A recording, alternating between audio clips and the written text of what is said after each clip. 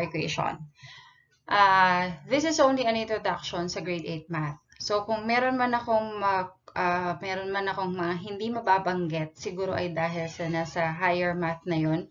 At siguro sa tingin ko ay hindi pa siya masyadong maintindihan ng grade 8 math, ng grade 8 students like you. So, mga mention ko lang, mga babanggitin ko lang, ay yung mga sa tingin ko ay madali ninyong maiintindihan as grade 8 students nga, as I've told a while back. So, meron tayong different forms na equation, and ito ay isa doon.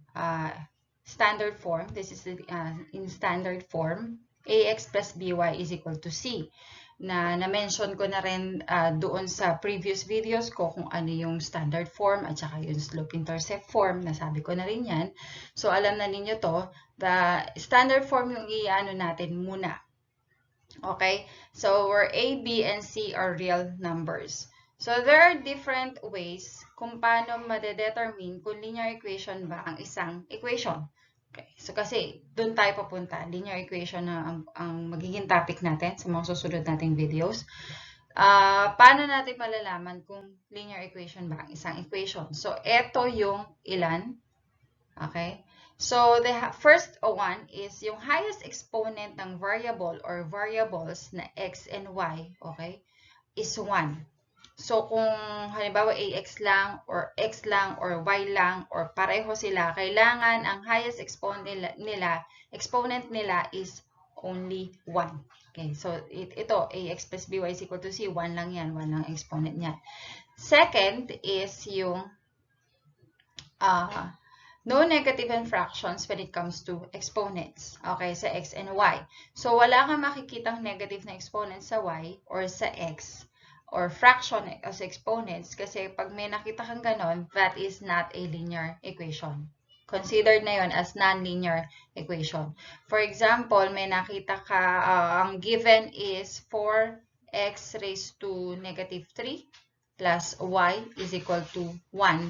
Okay? Although ito ay naka-raise sa 1, pero itong x ay naka-raise sa isang negative na exponent, so hindi na siya considered as linear equation. So magiging non-linear yon. Okay? So, pero kung wala naman negative na exponents and fractions na exponents, ang x or y, linear equation yon. Next is, the denominator must not be a variable. Okay? Bakit? Kung maalala doon sa simplifying RAE, kung ito ang given natin at isi-simplify natin to, ito, this will become 4 over x raised to 3 or 4 over x cubed, which makes sense. Kasi, kung ito ay sasabihin natin, okay, walang denominator dapat na variable. So, ito ang denominator natin, yung variable, ay lagay natin sa numerator. So, kung ito ay for example, yan, 4 over x cubed ang given, dahil dapat nga walang denominator na variable. So, lagay natin sa numerator. So, magiging 4x raised to negative 3. And then, hindi pa rin siya linear equation. Okay? So, may connection tong dalawa na to. No negative fractions, no negative exponents. Therefore, denominator must not be also a variable. Next, there is no product of variables. So, for example, xy, okay, plus y, or yan, equals 3. Ayan, meron tayong product dito na xy. So, hindi siya linear equation. This is not a linear equation. So, okay. So, practice lang tayo. Linear or non-linear equation. Determine lang natin kung ano ba yung equation na given na to. First is 2x plus 3y is equal to 12. So, i-analyze natin. Ang exponent, highest exponent ng x and y is 1. Walang negative na exponents dito sa dalawa. Walang fraction. Walang denominator na variable. Okay, so this is a linear equation. Next, 5x is equal to y squared minus 8. So, kitang-kita dito. Ito, although 1 ang exponent niya, pero dito ay 2. Okay, so hindi na siya pasok doon sa sinasabi natin kanina na para masabi natin na linear equation yon. So this is not a linear equation.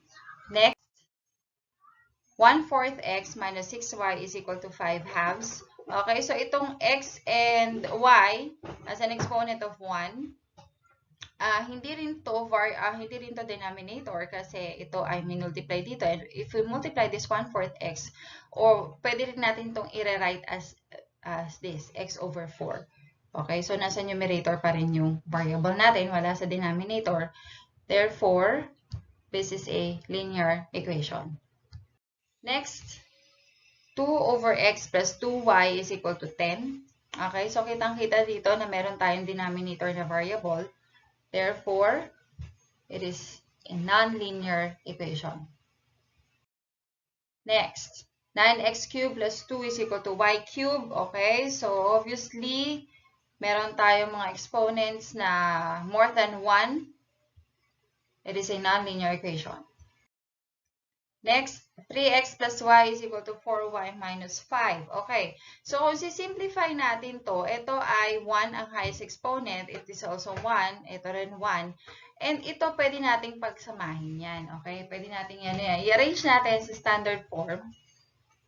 This will become 3x plus y minus 4y is equal to negative 5.